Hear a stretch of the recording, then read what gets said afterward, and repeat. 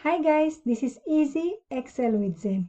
In this video, we will be discussing another set of date functions, namely today and now. Both formulas will give us the current date, and the only difference is one of them will give us not only the date or the current date, but also will specify the exact time. Okay, so let's proceed. Let's start with today.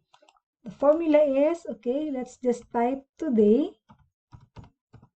Open with the parenthesis and close it also with the parenthesis. So it will give us September 24, 2020. That is the current date today. How about in now? What is the result or what data it will provide us?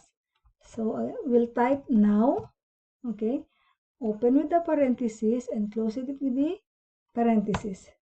So it gives us, okay, it gives us the current date, which is September 24, 2020, and also the specific time, which is 22:56 or 10:56 in the evening.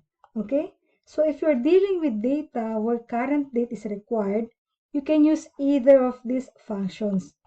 You don't need to type manually in your file, and every day, the moment you open your file, the specific or the current date is already available because you have already set the today and now formula.